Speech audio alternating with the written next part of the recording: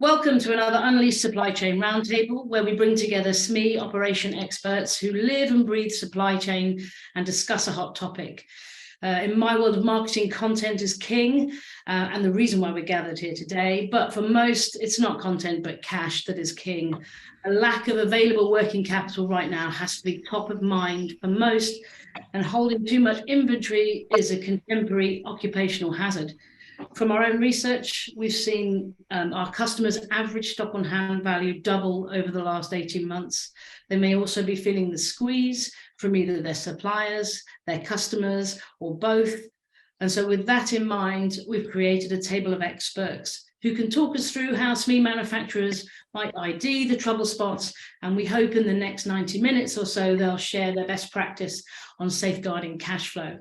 I'm delighted to be joined by 4 new experts as we aim to unearth and share pearls of wisdom that have forged from long careers or the latest struggles. A warm welcome to, in alphabetical order, Lauren Du Plooy, a partner with Rae Associates in Joburg in South Africa, and they do cloud accounting for owner-managed businesses. James Ewing is a customer of ours, a procurement manager for Renewable Parts in Scotland. They do supply chain and refurbishment specialists in the wind energy industry. Darren Glanville, who's country manager in the UK and EMEA for Fathom, which is a zero integrated forecasting software. And finally, but not least, Tim Wright, who is an ex-customer of ours, but he's also founded 2 manufacturing medical equipment companies. And now he's MD of Langcroft Consultancy, a UK-based specialist in digital transformation. Welcome all. Thank you for joining us today. Cash flow is like fuel for manufacturers, but when cash is all tied up in stock, debt, assets, overhead, you're left with nothing to spend on the new parts or production. And managing and improving cash flow is a crucial part of finding success as a manufacturer. As we know, the benefits of healthy cash flow are numerous: happy customers, better manufacturing productivity, and broader margins, to name but a few. To kick us off, I'd like us to spend 20 minutes or so identifying the most common manufacturing cash flow challenges. And let's hold off by fixing the problem if we can, but let's start by outlining what we or our clients are up against. So the first question I have here is company expenses. In your experience, which business expenses hurt cash flow the most? And can you give me an example? And by expenses, I mean the whole supply chain, manufacturing, production processes, supplier pricing, storage facilities, waste or fulfillment. You go for it. It's carte blanche. Who'd like to start us off? I'm going to pick on Darren because he's looking very organized in his studio. Looks like he does this every day of the week. Well, one tries to. I mean, good afternoon, and thanks very much for being a part of such a prestigious panel. I think one of the things that a lot of businesses would say to me, certainly over the last 12 months, is the rising cost of fuel. That's been astronomical, and that's been something that they haven't been able to get a handle on. It's been volatile, and I don't just mean fuel for vehicles and transport. I mean energy. That's been probably one of the biggest drivers of problems within the SME manufacturing space right now. So that's what I would suggest. Thank you. James, straight up to you in Scotland. Well, mine is very similar to Darren's. I believe being the segment that I'm in, it's a supply chain business. We feel transportation costs is fluctuating drastically. It's very much given us a headache that we didn't have in previous years, especially when doing business in the continent, America, further afield, etc. Brilliant. Lauren? So, first of all, thank you for having me here. It's great to be on this panel with everyone. I think that South Africa is going through a really difficult time at the moment. We're dealing with something called load shedding with our electricity crisis, and what it's done to the SME and especially the manufacturing clients that we're dealing with has been devastating.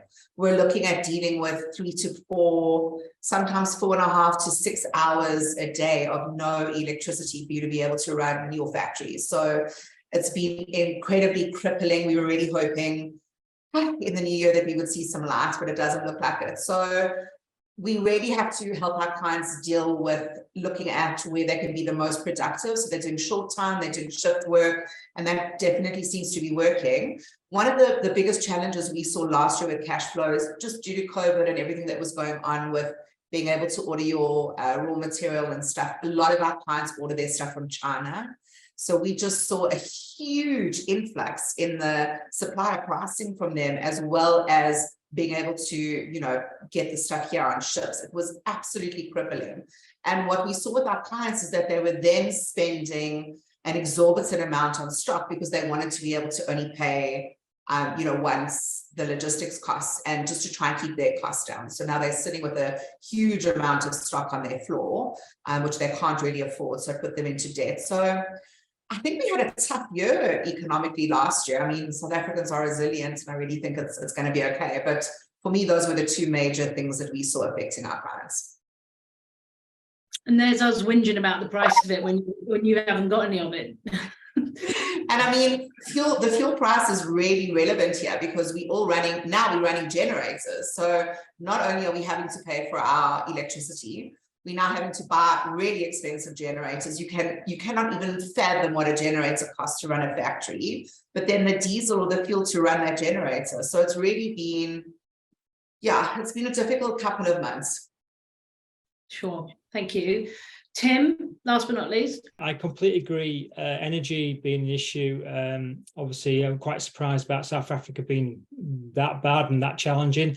The other side of things I'd like to make is probably people resource. I think, James, you already mentioned about a few people not being in the business and trying to recruit more new people. But for a factory, SME factory, you've got a finite resource. If that resource decides to go because they find a better job somewhere else that pays more, or there's COVID, or there's illness, or not enough flexible working, you're going to lose some valuable resource, and it means you not be able to get your product or your service out the door, which means you won't get paid as quick as you'd like. So I think that's quite a key area for myself. Brilliant, thank you. That's great. So I want to get into best practice. And, you know, how can manufacturers improve their cash flow? There are so many topics we can cover here, and that's why I want to spend most of our time on here. The first one I've got here is actually about holding too much stock, which I think, Lauren, you were talking about, and it's been something that has, I think it's with Ukraine and China, it's something that's plaguing everybody. It seems to be anyway. So I've got here, as well as denting cash flow, liquidating these assets requires significant effort and potential for loss of profit. It also puts up the risk of financial loss from a form of shrinkage and spoilage. You know, are we seeing the same thing? Do you want to elaborate on what you're seeing, Lauren, and then we can go around the room? Thanks, Bryony. So definitely some of the issues that we saw is, I feel like the suppliers, the overseas suppliers, are holding, I want to say that holding some people to ransom. So what we saw would be happening is they would say, you know, for this production, we can do it at this unit price, but please know from next month our pricing is going up. So they're really good at letting their customers know that their pricing was going up, but then it was forcing our smaller clients to say, well, then we better order, you know, a much larger order this time because we don't want to deal with a new price. And what that meant is we were seeing things like staff weren't getting their annual increases because all the money was going into stock. We saw then the expense of warehousing was going up. So in South Africa, there's a lot of third-party fulfillment companies, so your costs were going up with them. And then we saw a lot of clients now sitting with dead stock. So something that was really, you know, selling and doing really well, they maybe made some bad decisions, and now they're having to sell that stock at a cheaper price just to get the, you know, to move it off their floor. And it was just absolutely crippling last year. So I think and you know, I take my hat off to small businesses that are trying to make it in this economy right now. And as much as you plan, sometimes there are some variables that are just out of your control. But I do think that some serious planning needs to be done when you're going to be ordering stock, and just rather try and order smaller quantities, you know, throughout the year than these huge quantities, because that is literally where all your money is sitting. My clients will often say to me, you know, I looked at my profit and loss this month and it's showing a profit, but I've got no money in the bank. Like, where is my money? And I'm like, really? Go open the door of your warehouse, look at all those barrels that are sitting there, you know, that's where your cash is sitting. So I think I really want to see a drive for small businesses to start looking at liquidity and having access to those funds more than just sitting with, you know, physical stock on their floor. And I think that that's going to empower them to make some good decisions. Yeah, great shout. James, you manage, you know, many suppliers by your, what did you say, 600 plus suppliers? Yeah, there's 600 plus suppliers. Yes, not all of their suppliers are used on a weekly or monthly basis, but we do have access to over 600 suppliers. To compound what Lauren's saying as well, pre-COVID, we could place call-off orders with these suppliers and they would hold the stock for us throughout the year and deliver when we needed. But we're not getting that sort of service at the moment after COVID, whether it be manpower, cost of storage. We're being expected to place the orders and hold the stock ourselves. So some of the things I wanted to talk about in this was placing larger orders based on our historical usage, where we're getting consignment stock with suppliers now, where we're actually holding the stock, but at their cost and only paying for it as we use it. So a lot of the information that we've taken from Unleashed and historical data, Unleashed has allowed us to do that. But not all suppliers will allow you to do that, obviously. So I'm just trying to follow. So you switched the model around? The vast majority of them, yeah. So a lot of our filter suppliers, we would place larger orders and call them off in batches of 10, 20, 100, whatever. Yeah. But they've changed their business model where they don't want to be holding the stock. They want to be shipping it all out at once. And what we've managed to do with them is get them to ship them all to us, and we'll hold it in our warehouse and we'll pay for it as we use it. Right. So effectively, it's still their stock, but we've taken ownership, but we're only paying as we actually consume it. So the saving for you there is that you've bulk bought and you've bought it at a certain price, but you're then paying, I suppose, to store it. You know, there's an up and down side to that. Is that right? There is an up and down, yeah, completely. You're taking it out of one and putting it somewhere else. So it is a cost saving, but it's very difficult to identify how much of a cost saving it is. You're getting economies of scale, but you're also spending money on storing this material as well. So. And the double whammy there for the supplier is that they can still get more availability and more floor space to store more stock to sell on to other customers, and it plays itself out there, doesn't it? Yeah. Exactly. Darren, do you want to pick up? Carry on. No, I was just saying. I think for us, and I think certainly anyone within the UK, we've had the double whammy of both Brexit for this, and also the impact of a post-pandemic world where we're suffering with supply chain problems. And anyone buying, it's not just supply chains coming in from China, it's also coming in from the European Union, where the costs have absolutely tripled in terms of getting those goods into the country, and certainly export as well. So I think it is a double whammy for us. And I think it's putting more pressure onto typically those value-added people, where before, as the guests were saying, this whole thing about holding stock and giving you that service as a value add is no longer there. So we're seeing a more increased of people taking consignment stock and storing it themselves and working through that. But they have to do that. They don't want to see the value of that stock keep going down and down and down. They want to see some cash return for that stock, and obviously some of that is more perishable than others. So I think it's a difficult position to be in, and businesses haven't necessarily contingency planned for that. They haven't sat down and said, what if this was a scenario that were to happen? And we've spoken about this before, Bryony, that we've got so used to being in the heady days of just-in-time deliveries coming in from our suppliers that we've never planned for this, certainly in probably the last 5 years. And we've got so used to that the moment it hits, it just has such an impact. Yeah. And Tim, obviously you've got sort of two hats on with the consultancy now, and then before the equipment manufacturing. Do you have other experience? Is it a similar experience for you? Probably similar experiences to what Darren alluded to there. I think post-Brexit world, the UK was so entwined with the European supply chain. A lot of European suppliers decided not to supply into UK anymore because it was just too costly, too much hassle. So a lot of SMEs in the UK had to start scrabbling around trying to find new supply chains and reshoring back onto the UK. The problem is then exacerbated by COVID and then Ukraine, obviously the raw material is not there. So prices are going up, supply chains are being compressed, and it creates a lot of friction, a lot of pressure on a company. And unfortunately, there are people in this country who have decided to make money out of that process as well, because they've got a product and a service they can offer people, and people are desperate and they need to maintain that. So, I really feel I'm quite, in some respects, I'm pleased I don't run a business or own a business now in respect to a manufacturing business, because it's quite, it is challenging. I think, Lauren, you've already said I just don't know how SME companies do it, because the challenges are huge. I mean, what do? You have to increase your raw material on your shop floor and your warehouse, which saps your cash just to maintain your service levels to try and achieve your product through to your customer. That's a really quite a scary narrow edge to try and work around, really. So yeah, it's challenging times, I think, very challenging times. Challenging times, but we've got some great heads in the room, and that's why I want to unpack what else can you do. And I know from talking to our customers that they're a massively resourceful bunch, where faced with this and the impact of this on the cash flow, I holding more stock and that kind of thing.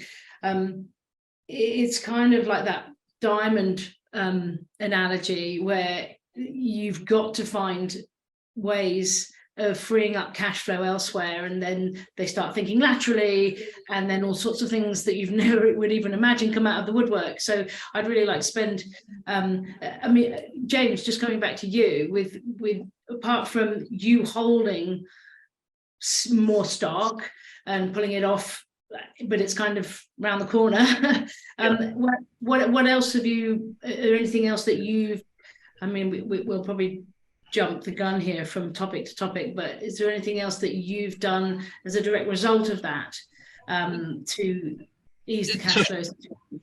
So I should have said that that's only a very finite number of products we've managed to do that on. So we probably have about 3,000 products we've purchased last year, separate products, multiple variations of that product.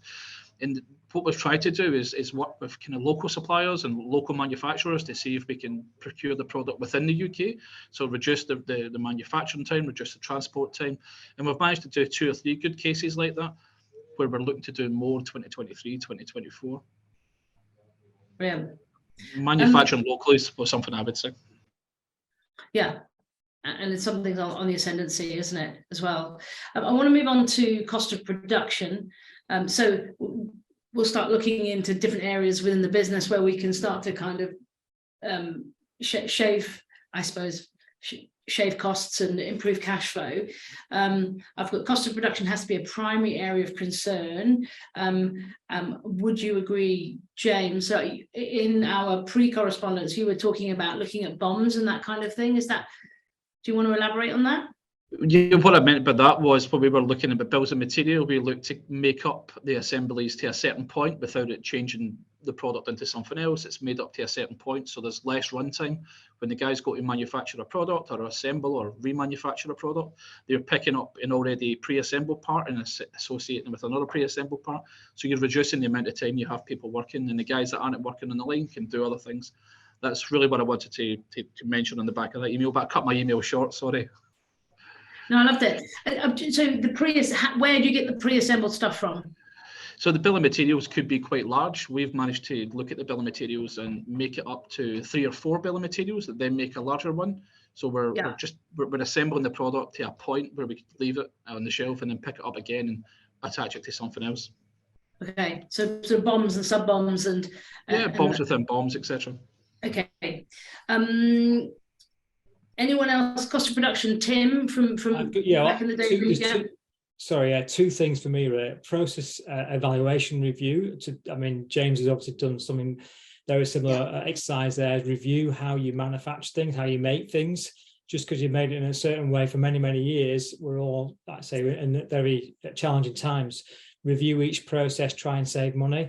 But I think the other thing for me is better, more efficient planning, production planning. I think it's an area certainly I like to focus on in an organisation or a client, is how better to achieve an output of how they can quickly manufacture things, be more flexible, A lot of people use Excel. It's not very dynamic in terms of how they plan their production process. So if you can improve and increase those tools, I think you can help the SME gain a better output. What did you do when you were in business? Did you get to the point where you were off Excel and looking at other software to help your production plan?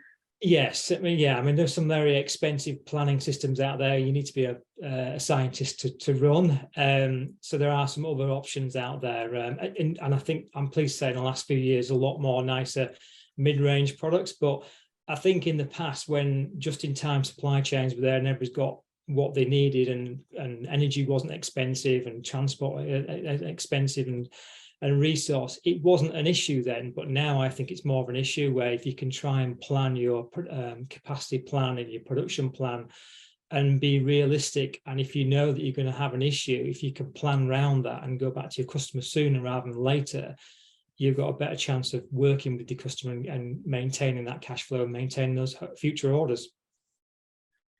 Lauren, with your situation, so you mentioned at the top, I missed the name of how you refer to this energy outage. What do you call it? Load shedding. Load shedding. Yeah. So with this load shedding situation, you're saying that you're advising your clients to be more productive in the hours that they do have. Do you want to elaborate on that? Sure. So look, it is really hard to plan so what happens with load shedding in South Africa is that you have stage 1 to 8. We haven't seen a stage 8. Let's just hold thumbs that we don't get there. So stage 1, we would have it for like an hour, 3 times a day. Stage 2, it goes to an hour and a half, so it builds up. But in the last week, we've had stage 6, which means that we are for 4.5 hours, 2 to 3 times a day, twice a day, and then a 2 hour. So the biggest issue that we've got is it's very short notice. Literally within an hour, we'll be told that we're moving to stage 6. So it is difficult to plan. But when they can, our clients are trying to move their staff onto short time. There's no point in having your production team sitting on the floor for 4 hours while there's no electricity. So these are for the clients that can't afford to get these, monster generators to be able to run their factory.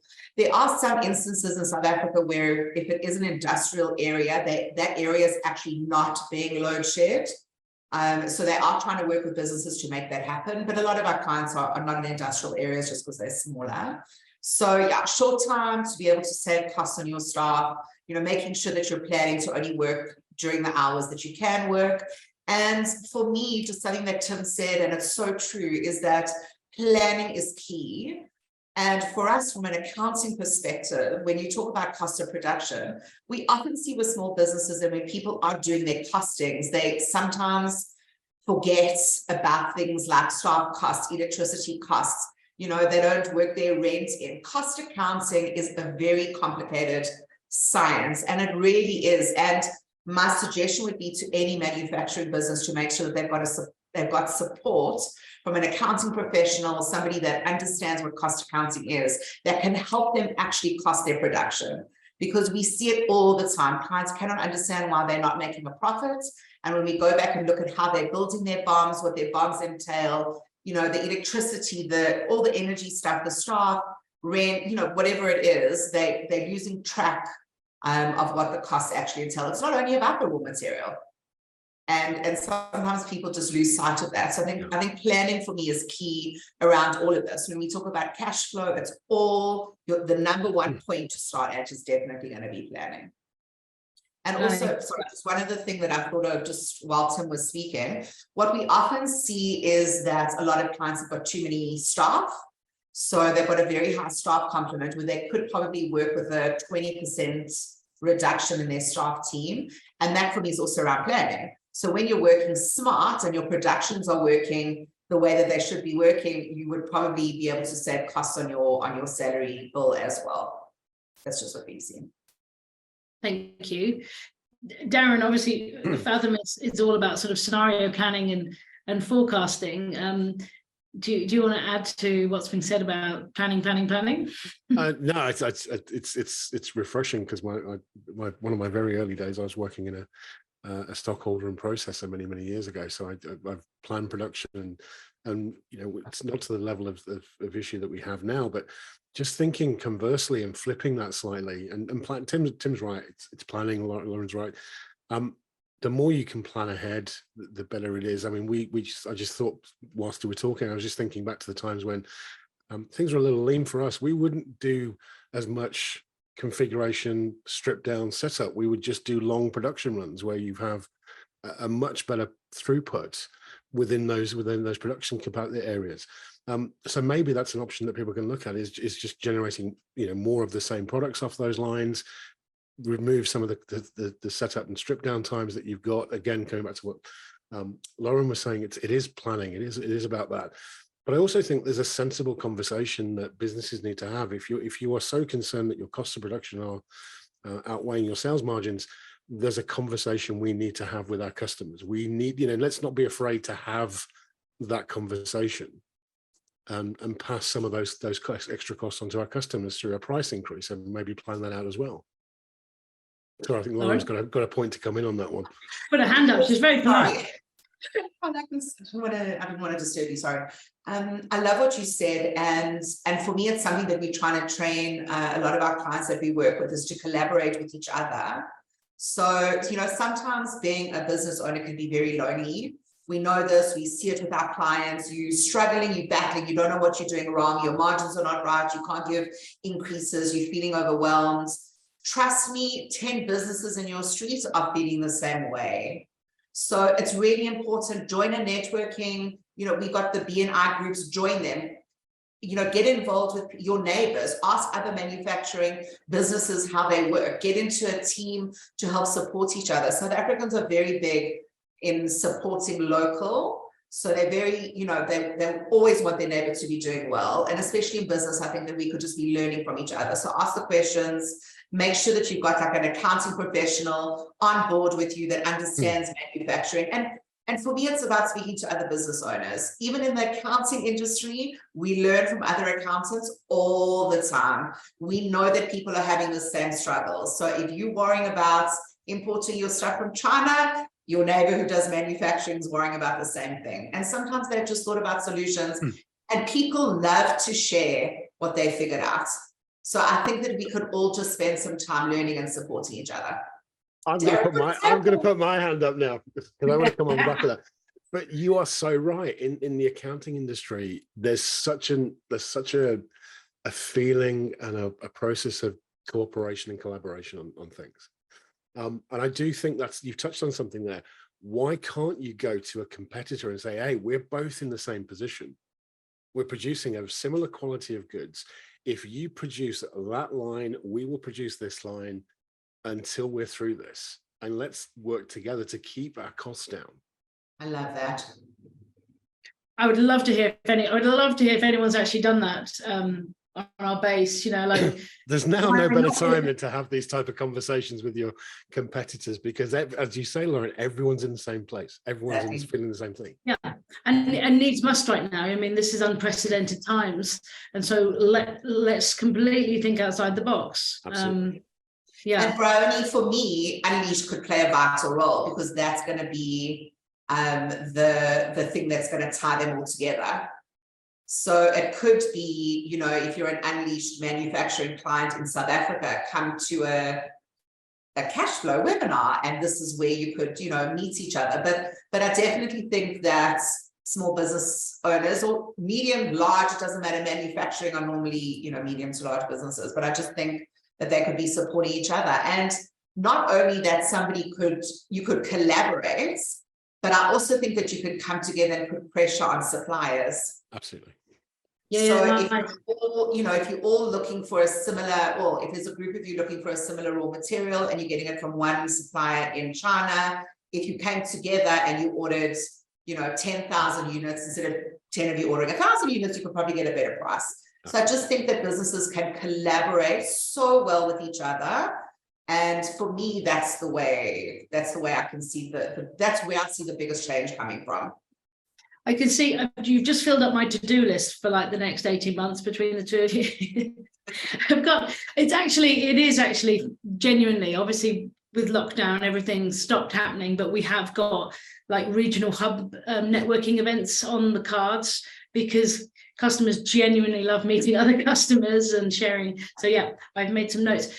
I remember, James, I was speaking to your ops director, Fred, a few weeks ago, and I've been to see another customer in Glasgow who is refurbing turbo engines, basically turbos for engines and stuff. And I know you guys are refurbing too. Have you got any collaborations going on with competitors or people in the similar industry? Yes, certainly people in the same industry. Yes, certainly do have lots of collaborations on with them. We've got a lot of collaborations with educational bodies as well to help us learn and understand the products better as well. But direct competitors, no, we don't have any collaboration with them, unfortunately. Could you ever see it? I mean, I suppose you're not. Are you still manufacturing things? Or? It's a blend of manufacturing and remanufacturing. Okay. It's a very primitive industry. That's probably the wrong word to use for you guys. There's a better word than that, but it's early days still, isn't it, for you guys? Very much so, yeah. If you look at a company like Euro Car Parts or somebody like that 20 years ago, that's sort of where we are just now, just starting out in the industry. Even though the industry is 25 years old, but I can see so many business owners go, oh, my life, I can't even see myself working with a competitor. But situations change, people's goals change. They look at things through a different prism and a different light. And you never know, occasionally some beautiful relationships can be born out of collaborations like this. And it makes the business bigger, bolder, stronger. And you never know, there's always room for acquisition and mergers through that. So M&A is always a rife space as well.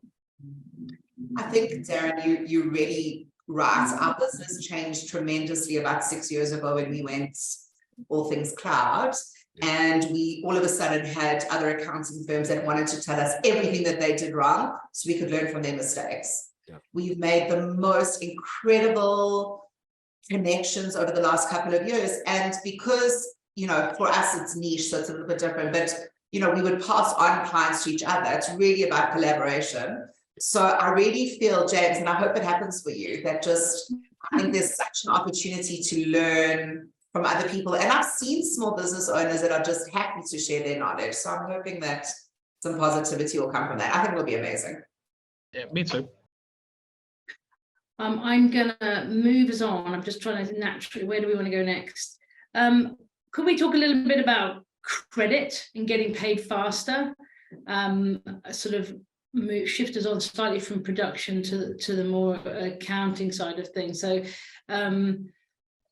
if one of the fixes of cash flow is just getting more cash and getting paid faster, what are my options as a customer when a customer is slow in paying me? Lauren, this is naturally would fall to you as someone to kick things off. Such a funny topic for me, because even though I work in accounting and I work with money all the time, I hate asking people for money. It is uncomfortable for me. I hate it. I've always hated it. But I'm very happy to help my clients do it. So there's a couple of things that I want to say around this. First of all, you have to make sure that you have up-to-date records. There's nothing worse than chasing clients for money and your information is incorrect. So it is imperative to make sure that you're running properly on an accounting system, that your Unleash system is running properly, that things are integrated, that there's checks and balances in place. You want to make sure that you're chasing the right thing, first of all. I think that if your admin is up to date, so your invoicing is out, if you're getting the invoice to the clients, in a faster way, instead of waiting a week till you're catching up all your admin, you're going to get paid faster, obviously. You want to make sure how you're getting that invoice to your clients. So there's really cool systems that'll do stuff like WhatsApp invoices if you wanted to. There can be different payment options. Click on this link, pay via, all these selections. So that could be a good way. We could definitely look at doing settlement discounts. So in South Africa, if you settle within 30 days, we'd offer you like a 2% discount if you wanted to do something like that. So I think that works really well. And I think it's imperative to make sure that you set those boundaries up in advance when you're signing on a new client. So if we have clients that are looking at, offering credit to any of their clients, there's a very strict protocol that we really want them to follow. The client has to, sign a whole document. My number one thing is when you ask them for references, you ask them for references for a reason. Please make sure that you actually phone those references. You have no idea how many times a client will phone and those people are like, do not do business with them. So I think it's a really good idea to make sure that the references are correct and that your payment terms are very strictly laid out. So we'll give you credits, but the credit, you know, whatever it is, 45 days, 30 days. And also to set credit limits. So make sure that your clients are not going over their credit limit, that they are paying things on time. If they do miss a payment date, you just give them a warning that you're not going to be able to offer them credit going forward. They're going to move to a COD. And, you know, for me, credit freaks me out a bit. So I've seen a lot of small manufacturing companies be approached by big corporates. So they wanted, we had a company that did office furniture manufacturing. And it was a mom and pop's family business, been in the family, you know, 3-4 generations. And one of the big companies in South Africa approached them to do their whole office furniture range. And within 5 years, they closed the doors because these big companies, they give you the terms. So they say, actually, we want a 20% discount, plus we deduct 5% for storage, plus we deduct 10% for advertising. And they only pay you in 45 days. So I think just make sure that those are the kind of people that you want to be in business with and that you have protected your resources. So make sure that your expectations are set out way in advance and that if people are not meeting them, just to make sure that you're having quite a strict word with them because it will literally close your business down. Is there a way that that company could have, in retrospect, for you, avoided what happened? What would your advice be with hindsight? My advice would have been not to let the client dictate your terms. Okay, They're and that's possible with the big. terms. Say again, Darren. They're your terms. That's Yeah. the whole purpose of this. Yeah. Is that's why. And I think that sometimes the bigger companies, they can be bullies, and you're so excited to get this, like, oh my word, they're ordering 50,000 units, which is great quantity wise. But if you're looking at your profit margin that you made on this 50,000 units, we would rather have sold 10,000, you know, to smaller businesses, and that's going to be a higher profit margin. So sometimes it's not about the quantity that you're going to be selling it at. So I just think that, yeah, businesses need to be cautious. I'm not saying don't do it. Sometimes it can be incredible and it's the break that you're looking for, but just make sure that you do your homework and that you do your planning properly and that you make sure that it is actually going to be worth it. Before I talk about credit further upstream, does anybody want to add to what Lauren's saying there about getting paid faster? Yeah, I think, well, I'm going to probably agree with everything that Lauren said there. My previous two companies, it's about process administration, making sure your systems work and are working properly. So you get, I mean, simple things, isn't it? You get an order from a customer, make sure you put that purchase order on your invoice so they can then tie it back, because you don't want to give them an excuse not to pay you or to put it into deferment and it bumbles on. So, and I think something like Unleashed, so in my last experience with Unleashed, my last company, it's a great product. It ties everything together. It delivers that invoice through to that customer in a via email or whatever. It's quick and simple way of doing it. So you take away an excuse for not being paid. I think the other bit of information I'd like to put in there, again, from previous experience, is a credit controller, someone who's got that defined role to go out and chase money, who's not afraid of going and chasing money, can do it professionally. You know, not every company has that luxury of staff to do that, but if you can find a candidate, a caliber of person who could do that, they are going to pay you dividends. Honestly, they are going to go out there and they're going to follow those terms, follow the reports, and they'll bring you money in. And I think that's such a, it sounds an obvious thing to say, but as Lauren's already said, people don't like chasing money. People get a bit embarrassed by it, but at the end of the day, it's business, and we all need money in our business, don't we? So they're important. Yeah, I was just going to come off the back of that very quickly and say, I think it comes back to what Tim was saying. It's one thing getting the invoice out, but also understand the approval process that your client's going to go through, because you can get the invoice out on a particular date thinking it's not going to get paid, but then there's 3 layers of approval within that business that differ, and you end up in a tricky situation. And I wholeheartedly agree with 110% with what he said about outsourcing your credit control function. the sooner you can do that, that's money well worth spent. A lot of accounting partners will undertake that process for you, and they will do it diligently. So work with an external person or third party to do that on your behalf. Oh, what, this is my ignorance. Does Chaser, the app, that kind of app, do that for you, or does it just give you lots of kind of funky kind of as an app, it automates software? a lot. As an app, it automates a lot of that process for you, so you can alter the tone of the emails, the chase that goes out. But I also think it's the quality of the person on the other end of the phone picking the phone up who's a little bit more bullish, isn't put off by no's and people getting through, and someone who can actually have a conversation at the end of the day. That often works better than just a polite email. People can generally ignore emails, but a good credit controller will get through the best gatekeepers, I'm sure. So, James, I want to bring you in here. So there's the credit at the other end of the, at the other end of the stream, upstream, if you like. What sort of, obviously, with 600 plus suppliers, you must be in these kind of discussions all the time.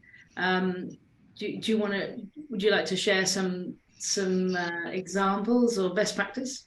Yeah, so I'm completely the other end of the spectrum from everyone else, I'm assuming, and they're probably not going to like me for saying this, but it's my job to get the best possible terms possible in order for the business to be more cash, free up cash a bit better. So for myself, I always like to come and go with suppliers. So if we're creating a new supplier, I very rarely want to pay for everything up front, but especially a manufactured supplier, if they're manufacturing a part, then we'll do stage payments. They get 10%, 20%, whatever the base cost would be, and then they would get X amount just as it's ready, and then we get the balance before it's shipped.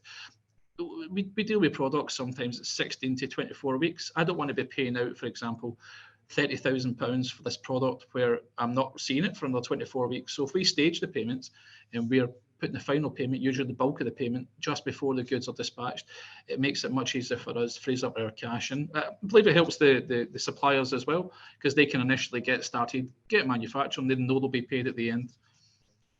We use lots of different functions like letter of intent to pay and stuff like that as well. So it's all legally tied in that we will pay the bill when it's due. So do you want to, so if we move on to supplier management and some of the other concepts that could come into play here, I think you sent through to me scheduling and call off orders and price validity. Do you want to talk us through those terms?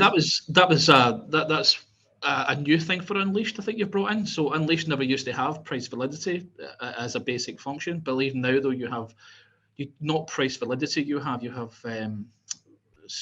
batch pricing. So if you buy 1 to 10, it's this price, 10 plus, it's this price. That's sort of what I meant. It was updating right. Unleashed to use the system that way. Sorry, I meant by that. I should have explained the email much better, but I never. But no, I get it. And it's not, I'm just trying to think what we call it, but it escapes me at the minute. It's not batch. No, I forget what it's called myself. So I should have looked at it before I came in. And I can't even go on the system because my Wi-Fi comes to me in a minute. I was going to say one thing. I just want to very quickly flip back to talking about payments and late payments. I mean, there's so many businesses that don't apply late payment charges or are fearful of applying late payment charges to invoices as well, and having that conversation. When we start looking at some of this for people, they forget they can charge up to 8% on that. That's often enough to kind of just get someone, just to jog someone's memory around payment. And I think the other thing as well, when we look at what we're doing with your suppliers, James, you're able to do that because you're having an open and honest conversation with your suppliers. You're discussing it with them, yeah. Absolutely. When you said about late payment charges, I find that quite an interesting concept because we've never had that scenario with our business, but it's understanding exactly what the supplier and the customer understands about when the ownership becomes yours or the ownership's still theirs. So, and that's sort of a grey area sometimes when it comes to 30 days payment terms or DDP, DAP, etc. So. I remember when it was quantity price breaks. That's what we call it. I'm going to write that down now. Yeah, and then which is in our B2B store. So, and it can be bespoke depending on the client and whatever. Scheduling and call off orders. Is that just a purely public sector thing? Is it something you mentioned, James, to me pre-call? It's mostly a private sector thing, I think. So, right, okay. call off orders. Do you want to just talk us through? Do you want to talk us through what you mean by that? Yeah, of course. I don't know if the panel will agree with me, but when you talk about call-off orders from a procurement perspective, you're going to purchase, let's say, 100 tubes of grease over. You're going to use these over the year, so you schedule in 12 a month or 10 a month, whichever it suits for you. But you're placing the order for the 100, so you're getting the price break at 100, and the customer's just shipping to you. So you pay for the shipping more. So you pay for 10 shipping, but that sort of doesn't outweigh the saving of buying 100 off. And this must have been something that people have been doing over the last 18 months, potentially, or when they're seeing. I was speaking to a plastics customer a few months ago, and he was saying as they saw raw materials pricing go up, there was that kind of panic buying that everyone did. But also, you said at the top of the call that there's the bulk buy, and then you can't call anything off. You're having to store that yourself as well. So it sort of brings me back to the start of the discussion as well. When we talk about plastic suppliers, we were purchasing a component, just a very small plastic component, but it had to be green for health and safety reasons. It had to be green. And the supplier approached us and said that the pigment price was trebling in price. They had this indication it was coming. So to get ahead of that, we placed an order for 2 years. It was a lot of talk internally. Should we commit for this for 2 years? Should we not? It's a huge cost increase that we don't want for the business. So we made the decision, place the order for 2 years worth and call it off over 18 to 24 months. I thought there was going to be like a punchline with them, and they changed the color to yellow or something. But no, that was it. It's just you're reducing the cost threefold because you're purchasing at the right time, and that's certainly been the case since COVID. But COVID's sort of outweighing that a little bit because people don't want to be holding the stock; they want you to hold the stock. So yeah. Okay, is anyone got anything else to add on that? I think that's a really some useful information coming out of talking about getting paid on time and credit. Let's move to data. We've talked a bit about that. Let's move to data-driven decisions. This is quite a broad topic as well. So can we share any examples where you or your customers have enjoyed better outcomes as a result of data-driven decisions? And obviously, why talk about this? Why are we talking about this? Because we're talking about cash flow. But hypothetically, if we have data, Darren does a really good discussion, really good summary of this, which I won't do him any favors, but he talks about data and giving context to data and it becoming wisdom. Obviously, I knew I wouldn't do you any justice, Darren. Do you want to? Yeah. So when we talk about is for a lot of people, they look at their software and it's just flashing numbers at them. It's just giving them arbitrary data points. And what we really want to do, and a part of working with a great accountant, is interpreting those numbers and giving you a bit of knowledge into that. So taking that context, understanding the knowledge and applying that knowledge as to why things have happened. Are there patterns that we can see here? Is there seasonality? Are there external forces that are at play that are really, what are the levers we can pull here? And marginal gains, I think, is the key thing for everybody, from pricing to volume. And whatever you boil it down to, in any business, whether you're manufacturing or a service-based business, you're pulling essentially those levers is volume and price. Do we buy more? Do we buy less? Do we charge more? Do we charge less? And those there are others, of course, but those are the key primary ones. So if we have that knowledge, what are those marginal gains we could get through those that then gives us wisdom, and then we can turn that into actionable insights that we can then share with that business owner, that we can then start to look at things through scenario planning. What would be the impact if our supply chain suddenly opened up and there was a flood in the market and prices dropped? How would that impact our cash flow? So there's lots of ways we can look at this. And I think for us, what we've seen businesses range from, in one example, they've got, I think Lauren said this, owning a business is such a lonely place that you can get so entrenched in the day-to-day that you're unable to step back for a second, lift your head and look up. you've got people to play, you've got customers to keep on, you keep happy, you're servicing those. And sometimes you just want to take a step back, have that 360 helicopter view, and spot things like, if we don't change something, or if something doesn't change or doesn't get impacted, we could be out of business in 3 months. And those things can happen. A quarter, 90 days seems like a long time. It's not. It can happen literally in a heartbeat. And we've seen businesses through our customers that have turned around and said, actually, I'm glad we looked at you, because we realized if we didn't change anything in 6 months, we were out of cash. We also had other businesses that looked at this and looked at scenarios, and these were people in South Africa that were having people run up and down utility lines, and they have lots of people on the road, lots of people using fuel, and they had no handle of it, and they didn't understand the expense of fuel. So just by getting a deeper understanding of what was going on there, they were able to control their costs better and completely turn that business around. So those are just two very, very quick examples of what people can do. But I think it's understanding the business.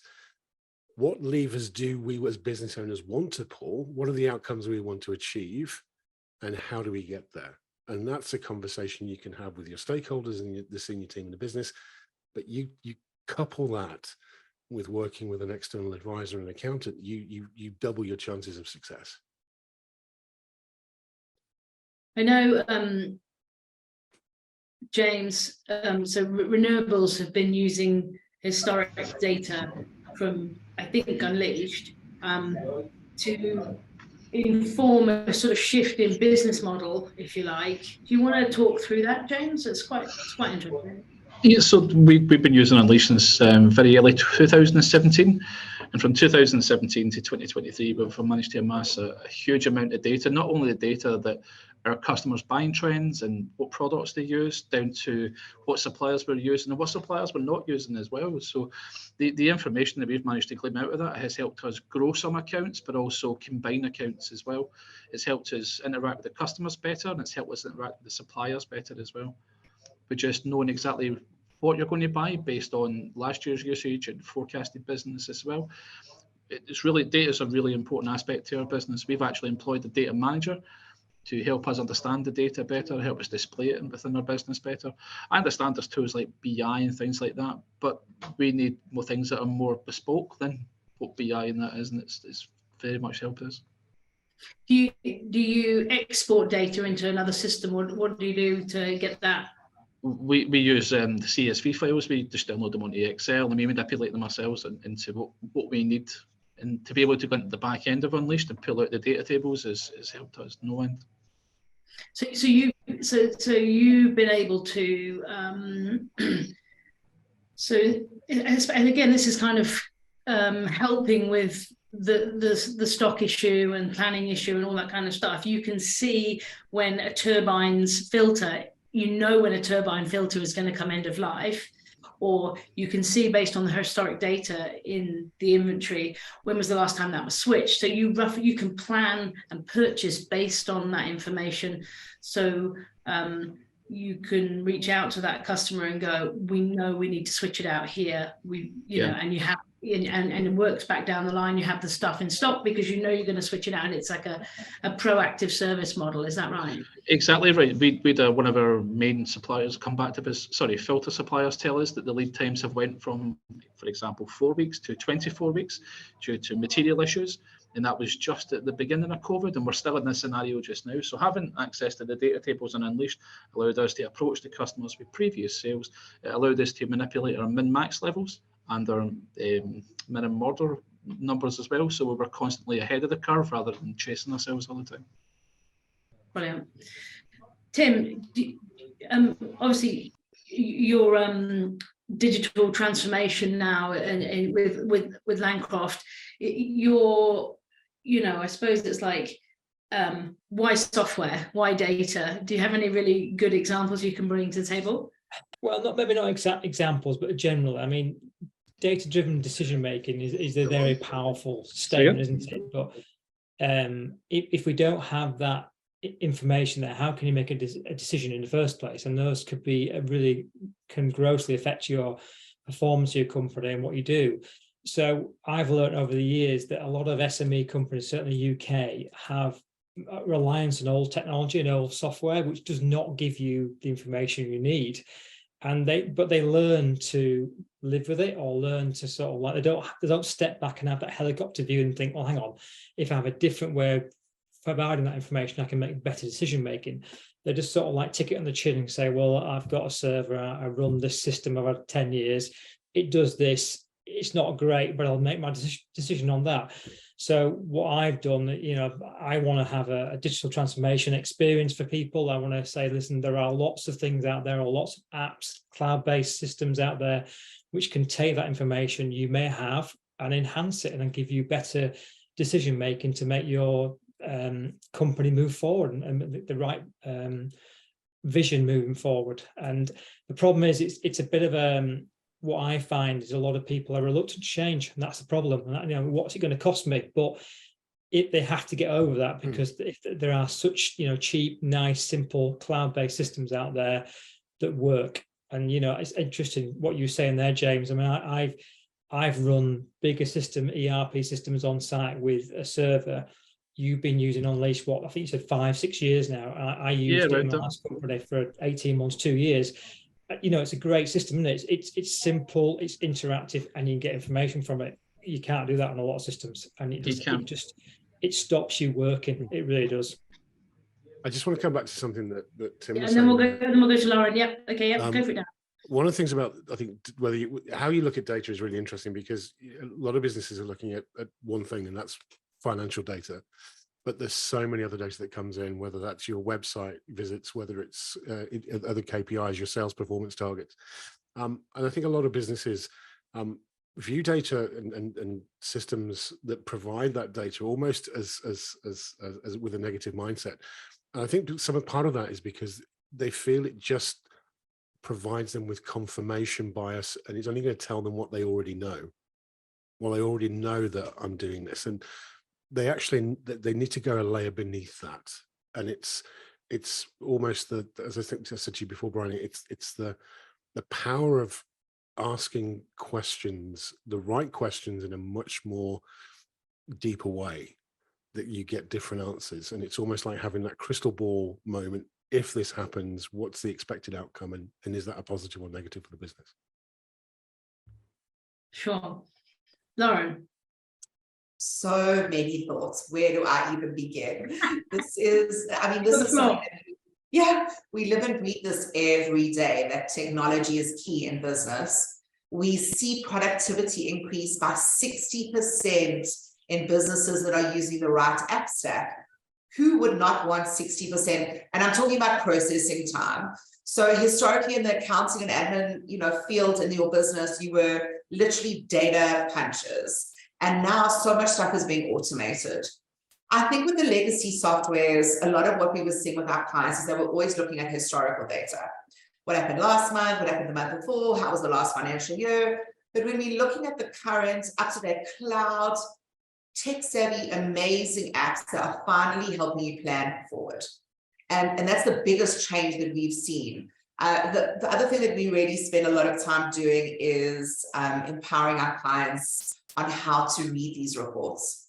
I cannot tell you that nearly 100% of new clients that we bring on board have no idea how to read any of the reports from their systems.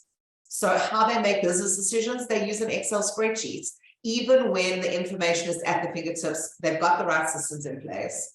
So I think it's really imperative that any business owner, if you are using, which I hope you are, Unleashed or cloud accounting like QuickBooks, then I really think you have to make sure that you understand the systems, you know where to pull the reports, empower yourself. You don't only have to rely on a third party or an external consultant to be able to give you this information. It should be available at your fingertips. So look, for us, a lot of the business owners only have read-only rights to reports, so that's fine, but they still should have access to that. And I think information is key.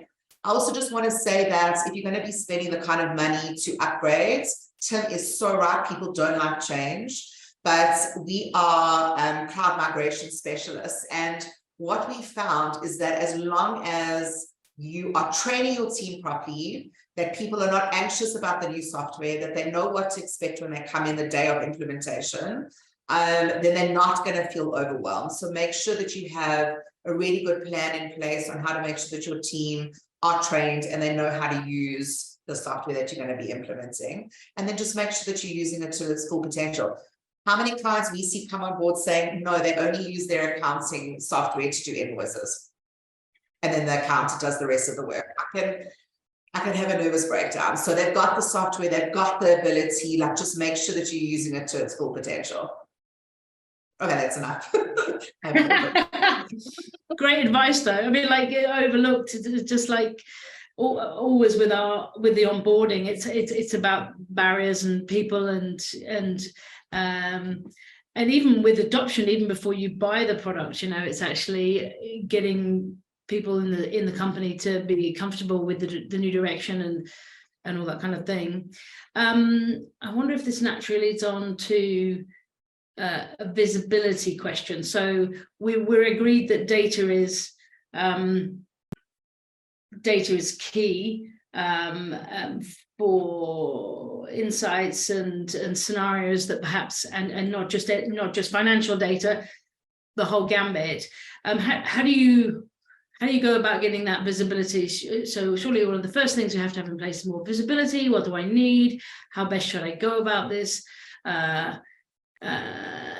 Whether this is like better cash flow dashboard indicators or more software. So there's so many areas we could talk about this. Where would you start, I suppose, Lauren, with a client who comes on board and they don't have enough visibility in their business? Cool. It's quite a big process, because we have to assess what systems they're using. Are they using the right app stack? And 90% of the time, we'll see a client that isn't getting the correct information out the system. It's because the correct information isn't being put in. So we would then go and check their production, check how their bombs have been set up, check how their online accounting, how their cloud accounting is set up. Are the systems being integrated? Are they updated, you know, regularly, daily? Are things being recorded? We see a lot of people doing things manually, and even when they've got amazing systems like Unleashed. You know, are they running into negative stock? Are they making sure that the information is correct? And then we would sit down with the client and plan, what does the right visibility look like to them? Because I really think that each business owner has very different needs, even though they would all need the normal, you know, profit and loss, you know, whatever your highest sales item is, the general stuff. But I really think that some business owners would have a wish list of the kind of information they want. And we would help them design reports, dashboards around that. But for us, the data integrity would always be the first step. Because otherwise, what's the point of setting this all up and not helping them change their procedures when the information that they're looking at is not correct? So I think it is really imperative to make sure that you, as a business owner, are surrounded by the right team and that your systems are up to date and correct. The information is correct that's being put in. So data integrity is key. Tim, when a client comes to you and they need that visibility, same question.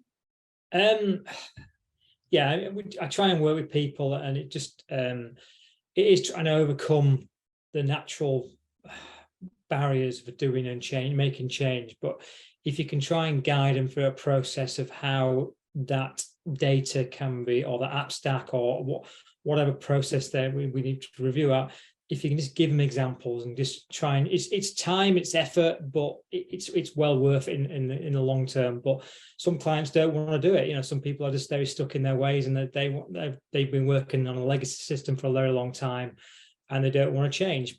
You can't do that. You can't change it, can you? So, but I'd like, you know, it's interesting what Lauren there said there about the 60%. So the final thing I was going to talk about is pricing.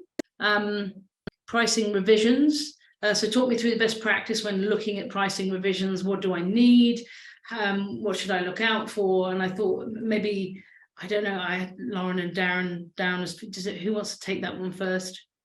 I've only got a few little points about this, and then I'll hand over to Darren, because he can really talk about how data can drive this. But one piece of advice I want to give to business owners is revise pricing more regularly than you are currently doing.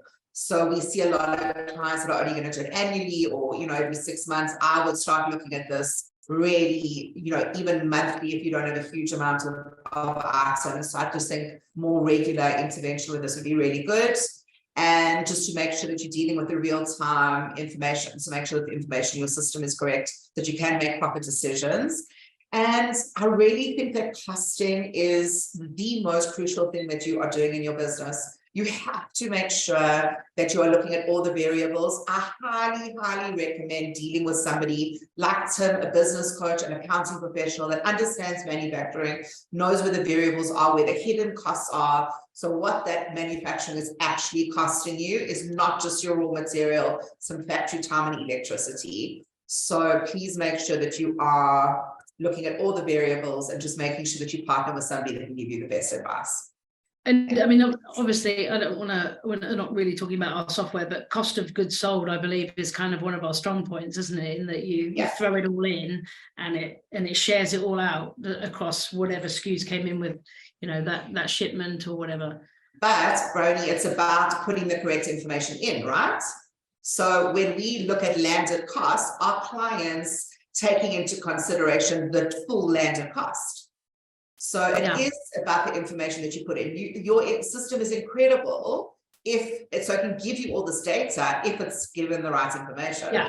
We have to make sure that clients understand what the actual cost of that item is. It's not just the raw material. So we often have to spend a lot of time working with clients to make them understand what their production actually costs them. Yeah, that makes sense. Darren, you haven't said anything in a while. Sorry. That's a good thing. That's a good thing, right? Listen, I totally agree with Lauren. And the thing for us is we can't view vertical markets in isolation. In accounting, we do suffer from scope creep. This is the scope of work we agree to do for this fee. It is no different when you're in manufacturing and construction project, that environment, it will change. Someone will come along and say, oh, can you just do this extra for me? You feel obliged to do it. Couldn't agree more with Lauren and saying just review your pricing on a much more regular basis, and don't be afraid to test and hypothesize around your pricing, both to your customers and your suppliers. Revisit your creditor days, your debtor days, revisit those, look at your cash conversion cycles religiously to see what the impact is of those. But I totally agree. Look at your pricing on a much more frequent basis. Tim or James, do you want to chip in on pricing? Just what I was saying before, sorry to interrupt, the state of the world is at the moment, you don't get 30 or 60 or 90-day quotation periods anymore. So it is sort of on a case-by-case basis. So looking at it at the point in time is very difficult to give a total cost of goods sold, because that may change tomorrow, it may change the day later. But what Unleashed is very good at is the sections at the bottom where it says cost section. You can add in the different costs there, albeit a transaction fee, or it could be transport or admin fee, for example. And the total landed cost of goods over 4 or 5 different deliveries gives you a very good accurate cost, I think. Yeah. I'm just going to chip in my viewpoint, my past experience. Sometimes I didn't have the luxury of making price increases. It was a fixed contract for an NHS or for a distributor catalogue, and you could not put your prices up. So that forced you to review all your internal systems, your cost of goods, you'd even redesign the product and find a simpler, cheaper way of making it, or maybe using a different component or raw material to do it. It forced you to think a different way.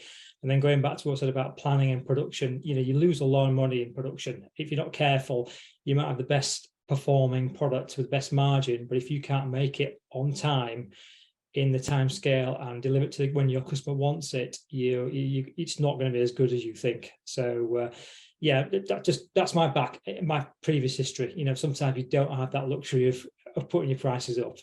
It's maybe a little bit easier now because there's so many market conditions out there, global market issues with Brexit, with Ukraine, with the energy crisis. Yes, but unfortunately, some people and some customers are bound by contractual prices for a year, and it's very difficult to get out of those, very much so. A really great point. Were you manufacturing stuff in-house, or did you outsource? We designed everything and we manufactured certain things, and we also did assembly as well. So we were using supply chains from China, from Europe, from the UK. So we had to be flexible in our approach and our thought process, and design. We always control the design process. So if we want to change the design of how a product looked or functionally worked, we would do that to try and get the best price. Yeah. And did you ever look at outsourcing to outsource your manufacturing? Did you ever look at that as an option? Or? Yeah, well, funny, yeah. But when we started my first business, it was a design, I call it a design assembly distribution company. But over the years, we evolved and did more manufacturing. And what we kind of did, we outsourced a lot of manufacturing to various areas, like maybe upholstery, for your seating upholstery. But in the end, decided that, well, why not do it ourselves? So we brought it in-house. The problem with that is you then got to learn a whole new set of skills. You've got to employ more people. You've got to get them trained. But that's actually quite, it's cheaper and better to do that, and you control that whole process. So it's, again, it just shows you, I guess, how business owners and business have to adapt and change. You can't have one business model for 10, 15, 20 years. It's got to vary. And I think you've got to look at it on a helicopter view, weekly or monthly, every 6 months, just really making sure you're doing the right thing. And that's the kind of my big takeout from this discussion is that I think the world that we're in right now is it's so important that, well, I think we were just in an easier world before, weren't we? Like we've touched on this. I think, sorry to jump in, but I think the analogy I use to people is there was a rule book. The rule book was pretty consistent for maybe 20, 30 years, and everybody worked abided by that rule book. But the rule book's been completely, utterly thrown and ripped apart, and we're now in this brave new world where you've got to adapt or die. I think that's basically it, I'm afraid. But you know, there are some good dynamic companies out there, and people are making those right decisions and are adapting. But going back full point, I think it's down to the data, the information they're using, the systems they're using to help them make those right decisions. I'm loving that. So parting comments then, because we've got 8 minutes left. Tim, can anyone better what Tim just said? I'm going to pitch you against each other now for best parting comment. There will be a prize. James? No, I think Tim summed it up perfectly, to be honest. I'm just sort of future looking. I suppose we've been looking quite a lot back. You know, if you and I are talking in a year's time, how do you see things? What do you think you've learned? What do you think will have improved? What would you think may have gotten worse? I hate to be pessimistic, but at the moment I can't see things getting very good at the short term. I think it's going to take a long time to get us out of where we are at the moment. But I definitely do think it will get better at some point. I think that the world will find its feet again, and we'll go back to what it used to be, or at least an idea about what it used to be.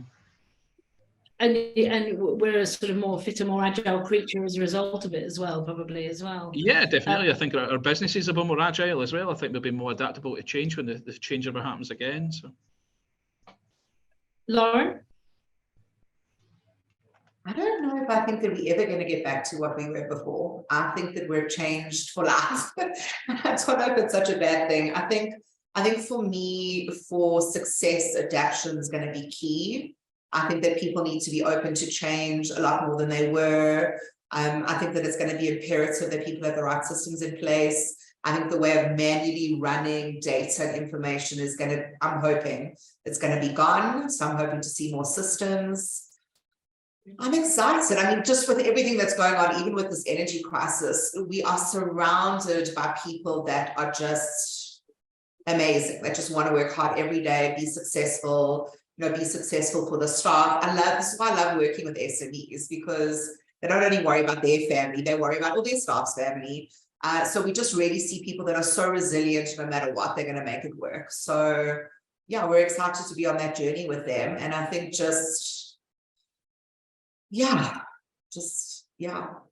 make sure that you plan properly, because honestly, like, that's going to be the only thing that changes what's going to happen for the rest of the year. It's just putting a plan in place. And I mean, we didn't even talk about, sorry, it wasn't on our list. I know that we ran out of time of it, but we didn't Let's go. Yeah, we can talk about what planning means for a business outside of just manufacturing. But, for me, it is imperative. It is the only way to make any business decisions, regardless of whether it's buying a new bucky, employing new staff, looking for bigger premises. You can't make any of the decisions like that without data. You can't look at that data without your proper systems in place. You can't have proper systems in place unless your staff, know what they're doing. So it's just, as a business owner, to sit down and work on your business and not in your business. And Darren said that earlier, but I don't think that people give enough emphasis on that. And especially in small businesses, we wear multiple hats. We are a small accounting firm. I run a small business. I literally do everything in this company sometimes, and I could do everything if I wanted to. So I think, just if you are a small business owner, make sure that you're surrounding yourself with the right people that are allowing you the opportunity to work on your business and not having to work in your business all the time. Love it. Love that.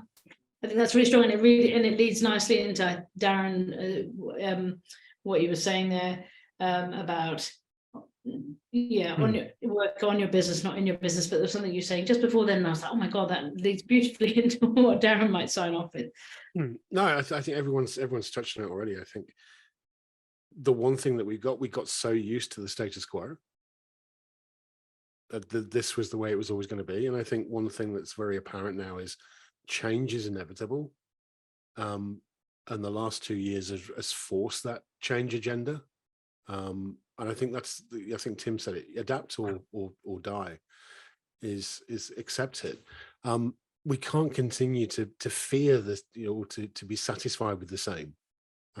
Things are well outside of our control. There are external forces that are driving this.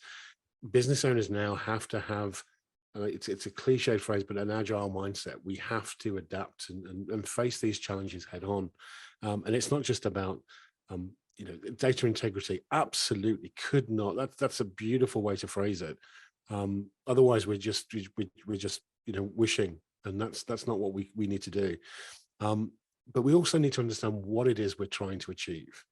Because business owners, if there's 2 or 3 people in a business, they can have different viewpoints of that. Are they aligned with where they want to go? Data integrity is key. Are we measuring the right things for the right reasons? We haven't touched on, buying new assets, buying new capital, plant and equipment. We've hardly scratched the surface of that and the returns that can get. But I think that will continue. We have to plan for risk. We have to embrace risk and plan for risk so that we can come out and be successful on the other side. So we have to face that, and I think that's the key for me. I don't think we will see the end of this in the next 12 months, but I think this is the new norm, and the quicker we can face that challenge, the better it is for everybody. I didn't touch on sort of ROI on buying new equipment. Did you have something you wanted to specifically touch on that? I didn't mean to brush over it. No, I was going to say on that very briefly was, I think if you are, irrespective of what you're planning to do, if you're going to buy a new bit of plant, a new bit of machinery, you need to factor in not just the cost, but you need to start thinking about the insurance, the power.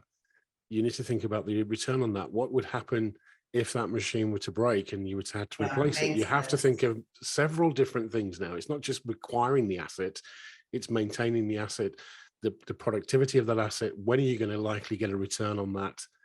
So you can factor it in. Far too many people, I think, and Lauren will probably support that as well, they just say, I've got to buy a brand new piece of equipment, it's going to cost me this, there's the capex, let's go and do it, yes or no. I always liked an analogy where they said it was like an iceberg, with you only see the very top of it and the rest of the cost is all underneath it. So Absolutely. I've always loved it. Absolutely. So that's quite concerning for people. The question is, how do I assess if I should buy new equipment, but I'm terrified because that's counterintuitive right now in the current climate. I think it's counterintuitive for a lot of things. I think it's counterintuitive for plant, machinery, people hiring. I think it's looking at capital. What are the various other sources of capital out there that can actually free up business cash or inject cash into businesses? there's probably another 35, 40 minutes you could go just on those 3 topics alone, to be honest with you, Brian, as well. Lauren, did you want to chip in then? It's okay, Darren touched on it. That's good. Okay, great. Oh my God, the panel. Pardon? Sorry, I did want to say one thing. What we're seeing in South Africa is a lot of people are then renting machinery if they don't have enough capital to buy.